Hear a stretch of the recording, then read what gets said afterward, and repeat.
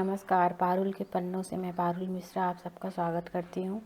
आज हम पढ़ेंगे भोला राम का जीव, जो यूजीसी नेट के सिलेबस में लगा हुआ है यूनिट 10 में। ठीक है, तो ये हरिशंकर परसाई जी की कहानी है। ठीक है, भोला राम का जीव। और ये इसका प्रकाशन जो है तो 1967 है ना, 1967 में इसका प्रकाशन होता है। भोला राम का जीव जो है 1967 में आई। परसाई रचनावली में संकलित है। तो ये किस में संकलित है? तो परसाई रचनावली। ठीक है, परसाई रचनावली में ये संकलित है। और ये भोला राम जो ये हरिशंकर परसाई हैं, इनका जन्म 1924 में होता है।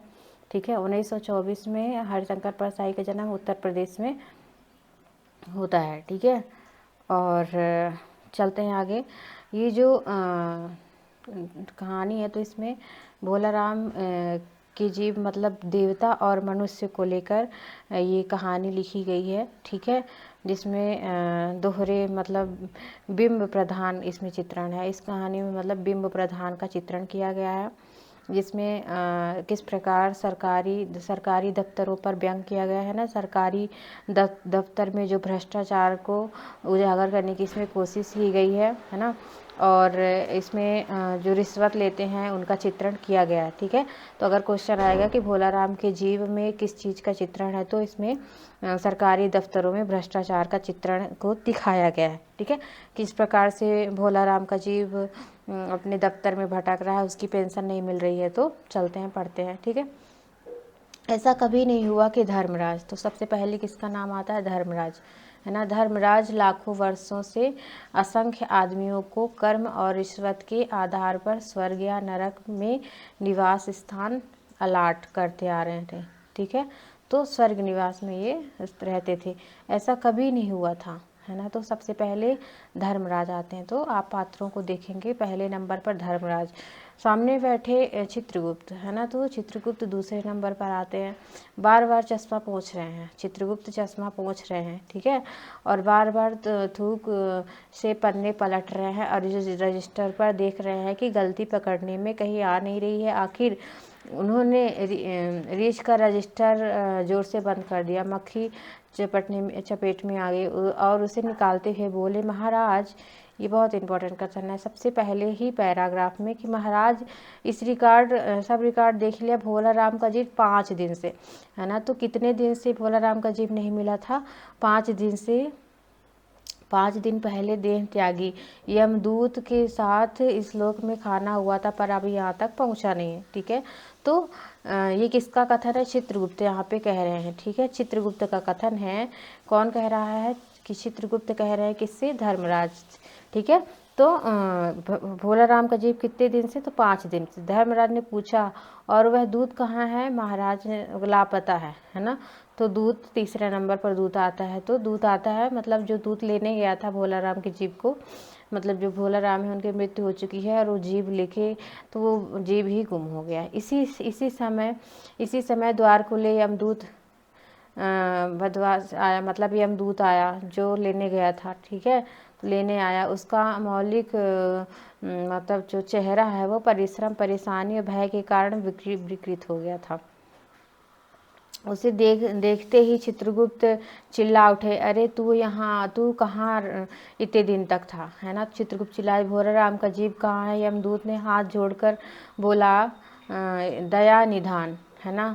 तो ये कौन बोल रहा है? यमदूत बोल रहा है। तीसरे नंबर में यमदूत का चित्रण आता। ठीक है, तो आप क्रम से, क्योंकि नेट में किसी भी क्रम से लगाने के लिए इस टाइम पे आप क्वेश्चन आ रहे हैं कि भोला राम के जीव में सबसे पहले कौन आता है, क्रम से लगाइए। ठीक है, तो दया निधन मैं कैसे बताऊं? आज तक मैंने धोखा नहीं खाया था, त्यागा था, पर उसे पकड़ा। इस लोक की यात्रा आरंभ की। नगर के बाहर ज्यों ही मैं उसे लेकर तीव्र वायु तरंग के सवार हुआ, त्यों ही वह मेरे चंगुल से छूटकर न जाने कहाँ गायब हो गया। 5 दिनों से मैं सारा ब्रह्मांड छार माना, उसका कहीं कुछ पता नहीं मिल रहा है। धर्मराज क्रोध से बोले, है ना। तो दूत बोलता है कि वो गायब हो गया। मूर्ख, जीवों को लाते लाते बूढ़ा हो गया और फिर भी मामूली आदमी की जीव को ने तुझे चकमा दे गया, है ना। तो ये कौन बोल रहा है? धर्मराज। दूत ने सिर हिलाकर, महाराज मेरी सावधानी में बिल्कुल कसर नहीं थी, मेरे इस अभ्यस्त हाथों में अच्छे अच्छे वकील भी छूट जाते हैं। अच्छे मतलब वो कह रहा है कि मेरे इस अभ्यस्त हाथों से अच्छे अच्छे वकील भी नहीं छूट सकते, इन पर तो कोई इंद्रजाल भी ही हो गया है। मतलब वकील पर यहाँ व्यंग किया गया है कि किस प्रकार लेखा जोखा करते हैं वो भी नहीं छूट सकते, तो ये कैसे हो गया। चित्रगुप्त ने कहा, महाराज, तो यहाँ पे अब चित्रगुप्त का कथन आएगा कि महाराज आजकल पृथ्वी में इस प्रकार व्यापार बहुत चला है ना। तो ये किस प्रकार पृथ्वी में व्यापार चला है, कौन कह रहा है, चित्रगुप्त। लोग दोस्तों को कुछ चीज़ें भेजते हैं और उसे रास्ते में ही रेलवे उड़ा लेते हैं, यहाँ पे व्यंग किया गया है, ठीक है। होजरी के पार्सलों में मोजे रेलवे अफसरों को पहनते हैं, मालगाड़ी को डिब्बे डिब्बे में रास्ते में काट जाते हैं। और एक बात हो गई तो यह राजनीतिक दलों के नेता को उजाड़ कर बंद कर देते हैं, ठीक है। मतलब वहाँ से उनको विरोधी दल उनको जेल में बंद करा देता है। यहाँ पे व्यंग किया गया है भारत के शासन पर। भोलाराम की जीप को तो अभी किसी विरोधी ने मरने के बाद खराबी करने के लिए नहीं उड़ाया। धर्मराज ने व्यंग से चित्रगुप्त की ओर देखा, कहा। अब यहाँ पे धर्मराज कहेंगे कि तुम्हारी भी रिटायर होने की उम्र आ गई है। धर्मराज कहते हैं चित्रगुप्त से कि तुम्हारी भी रिटायर होने की उम्र आ गई है। भला भोलाराम जैसे नगण्य दीन आदमी से किसी की क्या लेना देना। इसी समय से कहीं घूमते घूमते नारद मुनि आ गए, है ना। तो ये चित्रगुप्त आप देखिए 3 लोग वहाँ पे थे, अब नारद मुनि चौथे पात्र हैं, तो लास्ट में नारद मुनि आते हैं। क्या हुआ धर्मराज, कैसे चिंतन में बैठे हो, क्या नरक में कोई निवास स्थान की समस्या अभी हल नहीं हुई है। यहाँ पे नारद जी आए और धर्मराज ने कहा, वह समस्या तो कब की हल हो गई है। नरक में पिछले सालों बड़े ही गुड़ी कारीगर आ गए हैं। कई इमारतों को के ठेकेदार हैं जिन्हें पूरे पैसे लेकर रद्दी इमारतें बनाई। बड़े बड़े इंजीनियर भी आ गए हैं जिन्होंने ठेकेदार से मिलकर पंचवर्षीय योजनाओं का पैसा खाया, है ना। तो यहाँ पे पंचवर्षीय योजना का चित्रण आया है, ठीक है। इंजीनियर, वकील, सबसे पहले वकील आता है, फिर इंजीनियर, पंचवर्षीय योजना, ओवरसियर जिन्होंने मजदूरों की हाजिरी भरकर पैसा हड़प लिया, है ना। और भोलाराम एक आदमी 5 दिन पहले मृत्यु हुई थी, उसकी जीव को दूत लेके आ रहा था, वह जीव रास्ते में चकमा देके भाग गया। इससे ही सारा ब्रह्मांड छान मारा पर वो मिल नहीं रहा। तो नारद जी ने पूछा, उस पर इनकम टैक्स तो बकाया नहीं था। तो इनकम टैक्स के बारे में कौन कह रहा है, नारद जी कहते हैं कि उसके इनकम टैक्स का तो उन लोगों ने रोक दिया होगा, है ना। तो चित्रगुप्त कहता है, इनकम टैक्स होती तो टैक्स होता भूखमरा था। नारद बोले, मामला बड़ा ही दिलचस्प है, अच्छा उसे उसका नाम बता दो, मैं जाता हूँ पृथ्वी पर, है। तो पृथ्वी पर कौन जाता है, नारद जी जाते हैं। और चित्रगुप्त भोलाराम को क्या कहता है, भूखमरा, मतलब गरीब था, ठीक है। चित्रगुप्त ने रजिस्टर देख के बताया कि भोलाराम नाम था उसका। जबलपुर शहर में धमापुर मोहल्ले में नाले के किनारे एक 1.5 कमरे की टूटे फूटे मकान है। तो कहाँ है, जबलपुर में, जबलपुर शहर में उसका घर है, ठीक है। और परिवार समेत रहता है। उसकी एक स्त्री थी, 2 लड़के थे, एक लड़की थी, उम्र भर 60 साल, है ना। और लगभग उसकी तो भोलाराम की उम्र कितनी है, 60 साल की। उसके कितने बच्चे हैं, 3 बच्चे, 2 लड़का 1 लड़की। और नौकरी थी, 5 साल पहले रिटायर हो गया था, ठीक है। तो 5 साल पहले रिटायर हो गया था पर उसको पेंशन नहीं मिल रही थी। मकान का किराया 1 साल से नहीं दिया था, ठीक है। मकान का किराया कितने साल से नहीं दिया था अगर पूछेगा तो 1 साल से। उसके मालिक ने उसे निकालना चाहा था, इतने में भोलाराम ने संसार को छोड़ दिया। आज 5वां दिन है, बहुत ही संभव है उस मकान मालिक वास्तविक मकान मालिक है। उसने भोलाराम को मरते ही उसके परिवार को निकाल दिया होगा, है ना। परिवार की तलाश में काफ़ी घूमना पड़ेगा। माँ बेटी सम्मिलित क्रंदन से नारद जी भोलाराम के मकान पे पहुंच गए, है ना। तो माँ बेटी वहाँ पे क्रंदन कर रही थी, रो रही थी। माँ वहाँ पे पहुँचते हैं और अब नारद जी का संवाद होगा। नारायण नारायण। लड़की ने देखा, कहा आगे आगे जाओ महाराज। नारद ने कहा मुझे भिक्षा नहीं चाहिए, मुझे भोला राम के बारे में कुछ पूछताछ करनी है। अपनी माँ को जरा बाहर भेजो बेटा। तो बेटी बोलती है, भोला राम की पत्नी बाहर आई और बाहर नारद ने कहा कि माता भोला राम को क्या बीमारी थी, क्या बताऊं, गरीबी की बीमारी थी। तो भोला राम को कौन सी बीमारी थी? गरीबी की बीमारी, है ना। अगर क्वेश्चन आएगा कि भोला राम को बीमारी कैसी थी, तो गरीबी की। 5 साल हो गए थे पेंशन पर बैठे, पर पेंशन अभी तक नहीं मिली। 10-15 दिन से एक दरख्वास्त देते पर यहाँ मतलब जवाब नहीं मिल रहा है। तुम्हारी पेंशन के मामले में विचार हो रहा है। इन 5 सालों में सब गहने बेचकर हम लोगों ने खा गए, है ना। तो गहने बेच दिया, फिर बर्तन बिके, कुछ नहीं बचा था। चिंता में घुलते घुलते भूखे मरते मरते उन्होंने दम तोड़ दिया। तो कैसे मरे थे वो? भूख से, है ना। तो कैसे मरे थे?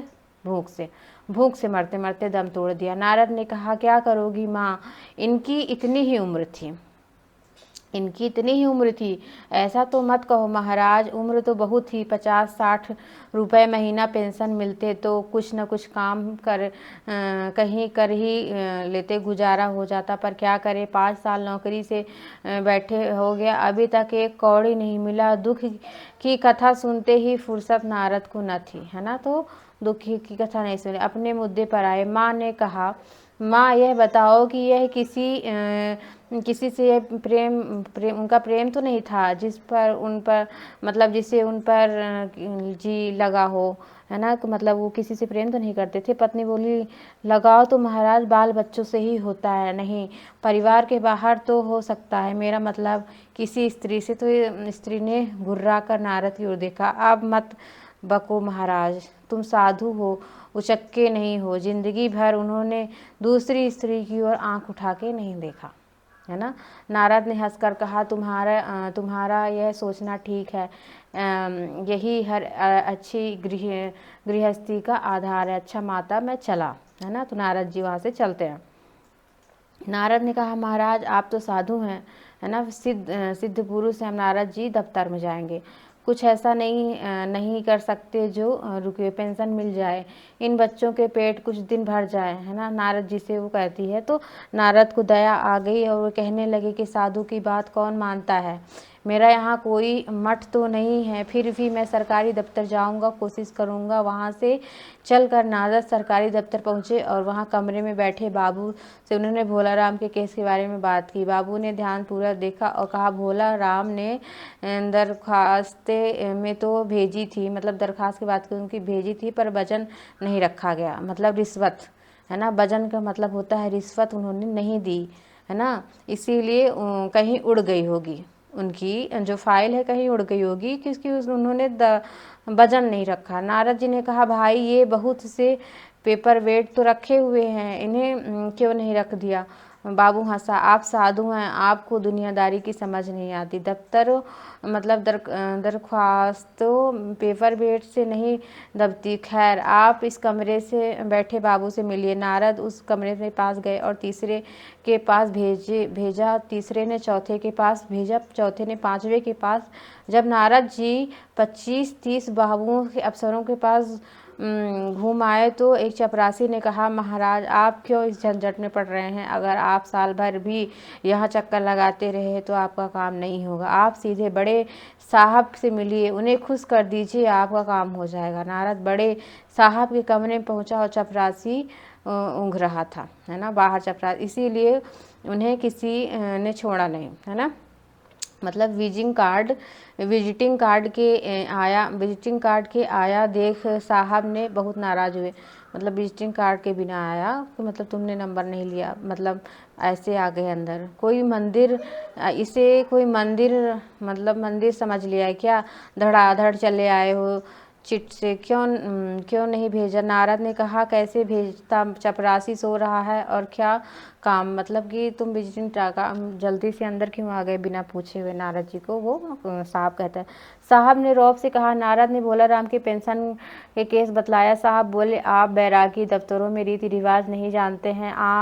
असल में भोला राम ने गलती की है ना, की गलती की वही वह एक मंदिर है। मतलब भाई यह एक मंदिर है, यहाँ भी दान पुण्य का काम पड़ता है। मतलब जो दफ्तर है वो मंदिर है, तो मंदिर किसे कहा गया? दफ्तर को। दफ्तर मंदिर है, यहाँ भी चढ़ावा चढ़ता है, मतलब रिश्वत लेते हैं। आप भोला राम के आत्मीय मामूलूम होते हैं। भोला राम के दफ्तरों में दरखास्तें उड़ गई हैं, मतलब फाइलें उड़ गई, उन पर वजन रखिए। नारद जी ने सोचा यह फिर यहाँ वजन की समस्या खड़ी हो गई। साहब बोले, भाई सरकारी पैसे का मामला है, पेंशन का केस वासी दफ्तरों में जाता है, देर लगती ही जाती है। 20 बार एक ही बात को 20 जगह लिखना पड़ता है, पर पक्की होती है। जितनी पेंशन मिलती है उतने ही स्टेशनरी लग जाते हैं, जल्दी भी हो सकती है। मगर साहब रुके, नारद ने कहा। मगर क्या साहब? मैं तो कुटिल मुस्कान के साथ नारद ने कहा कि साहब वजन चाहिए, आप समझे नहीं। जैसे आपकी यह सुंदर वीणा।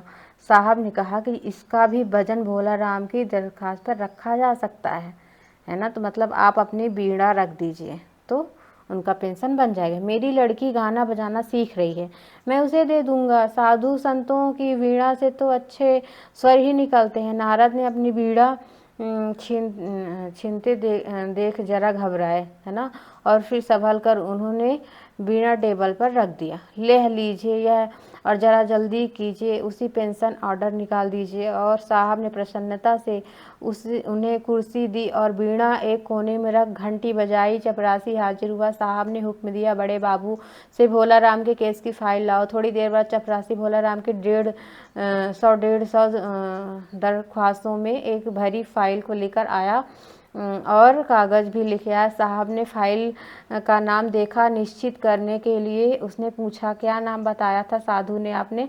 नारद समझे कि साहब कुछ ऊंचा सुनते हैं, तो इसीलिए उन्होंने कहा भोला राम। तो सहसा फाइल से आवाज़ आई, कौन पुकार रहा है? मुझे पोस्टमैन है क्या? है ना? तो भोला राम की जीभ कहाँ दबा हुआ था? फाइल के अंदर, है ना? पेंशन का ऑर्डर आया है क्या? नारद चौंके। यह दूसरे क्षण बात समझ गया। भोला राम, तुम भोला राम की जीभ हो क्या? हाँ। आवाज़ आई, हाँ। नारद ने कहा, मैं नारद हूँ, तुम्हें लेने आया हूँ, चलो स्वर्ग में तुम्हारा इंतजार हो रहा है।